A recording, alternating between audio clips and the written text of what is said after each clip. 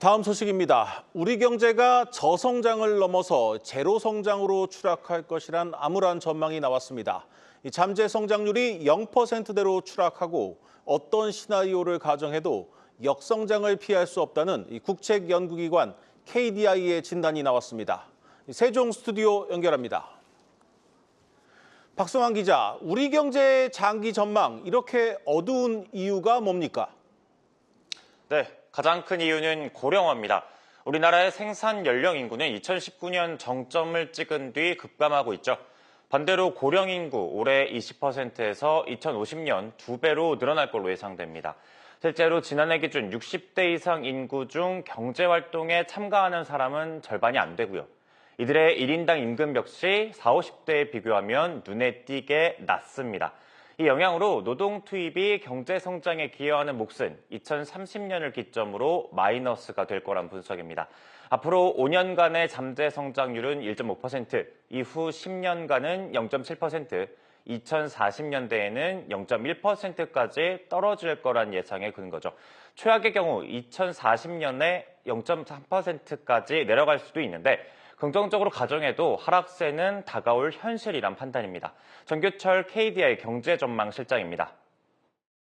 우리가 가야 될 방향성을 제시하고 그에 대한 공감대가 있었습니다만 실제 그것이 정책에 적용되기에는 상당한 어려움이 있었습니다. 대표적으로 이제 기득권층을 우리가 충분히 설득할 수 있어야 되는데 그러지 못했던 점이 있습니다. 자, 인구 구조 변화라는 근본적인 문제에 낡은 경제 구조가 발목을 잡고 있습니다. 박 기자, 그렇다면 그나마 이 잠재 성장률이 내려가는 속도를 늦출 방법은 없습니까?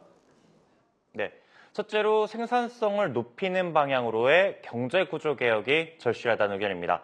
근무 연차에 따라서 월급을 주는 딱딱한 임금 체계나 정규직에 대한 과보호 등의 노동시장 문제가 대표적이죠. 또 한 가지, 통화정책에 있어서는 고물가 위험에 대한 대처도 중요하지만 저물가 대응도 그에 못지않다는 주장인데요. 한국은행법상 물가 안정과 금융 안정을 함께 도모해야 한다는 조항 때문에 물가가 내렸는데도 금융 안정을 이유로 금리를 조정하지 못하는 맹점이 있다는 거죠. 우리 통화정책 자체에 저물가를 유발할 수 있는 구조적인 요인이 있으니 검토가 필요하다는 겁니다. 국민연금이나 기초연금 제도를 고쳐야 한다는 지적도 있습니다. 과거 생산 연령 인구가 많고 성장률이 높았을 때 만든 제도들이 더 이상 유효하지도 않고 지속 가능성도 없다는 뜻입니다. 무엇보다 2050년대에 이르면 GDP 대비 국가 채무 비율이 100%를 넘길 걸로 예상되는 상황에서 재정 적자를 늘리는 정책은 신중해야 된다는 조언입니다. 지금까지 세종 스튜디오에서 전해드렸습니다.